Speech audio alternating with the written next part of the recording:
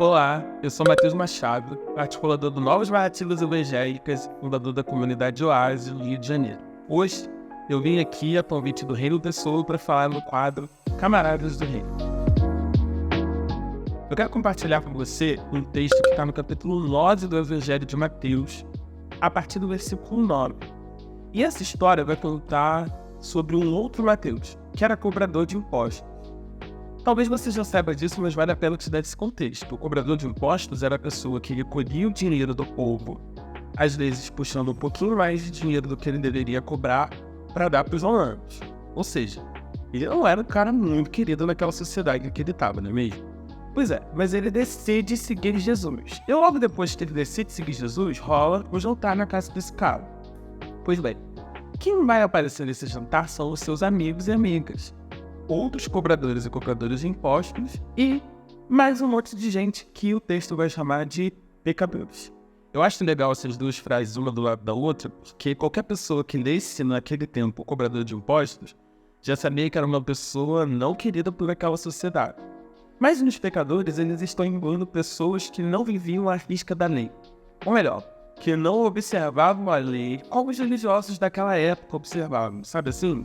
Gente que não era tão fundamentalista, tão conservadora, disso aqui que a gente está falando. Pois é, Jesus senta na mesa com aquelas pessoas e os religiosos logo ficam com inveja, se levantam e dizem: mas esse mestre de vocês, sendo para fazer refeição com pecadores? Afinal de contas, a gente só leva para as nossas refeições pessoas que fazem parte da nossa utilidade. Seja numa praça de alimentação de shopping quando a gente vai sair com os amigos, ou no almoço de domingo com a nossa família, enfim.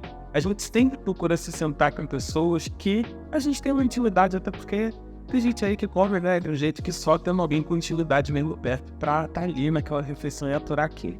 Mas, naquele momento, Jesus estava ali com os amigos de Mateus, conhecendo aquelas pessoas, fazendo ali o networking deles. E os caras chegaram cheios de moral, dizendo que Jesus estava errado e tudo mais, quando ele lança aquela frase emblemática que você deve conhecer: os médicos vêm para os que estão doentes e não para os que estão sãos. E Jesus usa isso para dizer: eu vim para os pecadores e não para os justos. É exatamente sobre esse texto aqui que eu quero conversar com você hoje, trazendo 2 pontos para a gente refletir e guardar para o restante da nossa vida, viu? A primeira delas é: Jesus não se afasta de ninguém por conta dos seus pecados. Ou melhor, nenhum dos nossos pecados pode nos afastar de Deus. Paulo vai dizer isso lá para os Romanos no capítulo 8 da carta, né, nos versículos 38 e 39, dizendo que nada pode nos separar do amor de Deus. Mas aqui, Deus encarnado na pessoa de Jesus, manifestado ali no meio daquele povo, decide sentar com aqueles que o povo chamava de pecadores. E é mais uma forma emblemática da gente aprender de que os nossos pecados não nos separam de Deus. Ele não vai embora porque a gente é errado, porque a gente tem uma natureza humana e porque a gente peca eventualmente. É claro que vale pensar também que aquilo que os mestres da lei daquela época chamavam de pecado, talvez seja diferente do que os mestres da lei do tempo de hoje chamam de pecado. Assim como naquela época, socialmente, algumas coisas eram vistas como erradas e hoje outras coisas são vistas de maneira errada. Para Jesus, nenhuma dessas coisas pode nos afastar do amor e do desejo que ele tem de estar perto da gente, de compartilhar, de nos curar, de cuidar da gente nas nossas mazelas, nos nossos momentos mais difíceis da vida.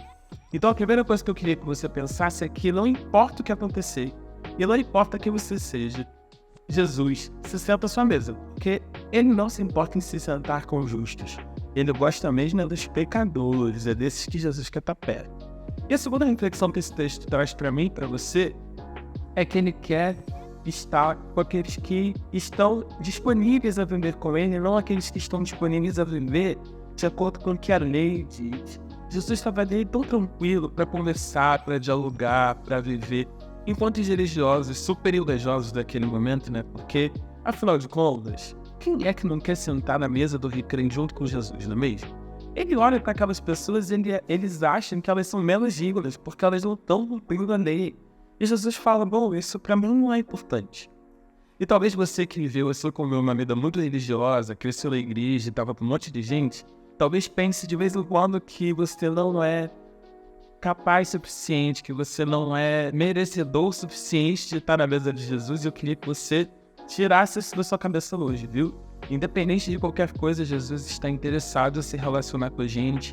Ele nos ama da maneira como nós somos, ele nos recebe como nós somos e ele está afim de curar as nossas feridas, de entender quais são as nossas demandas, de estar com a gente, compartilhando. Eu queria muito que você visse Jesus hoje como esse Deus relacional, como esse Deus que está disponível para o diálogo, para a conversa, mas que não está muito disponível para os religiosos, não está muito disponível para quem está. Ele não está falando de compreender a agenda de Jesus, é outra. Ele diz: eu não estou preocupado com o justo, estou preocupado com aqueles que se entendem pecadores. É importante a gente se entender pecador num lugar que sempre colocam a gente, sabe? Principalmente você que é LGBTQIA+, como eu, deve ter ouvido um monte de barbaridade por conta da sua sexualidade. Mas eu queria dizer que Jesus te ama, Jesus te recebe, Jesus não está preocupado com quem você é, pelo contrário. Ele te ama e vai na sua direção para fazer uma refeição com você lá com a mesa posta.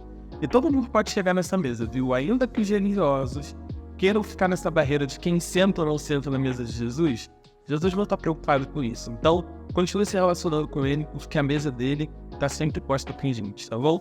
Quero deixar essa mensagem para você. Espero que a gente se encontre na mesa de Jesus por aí. E até lá, um beijo no seu coração, com muito carinho, muito amor, e que Deus te abençoe. Tchau.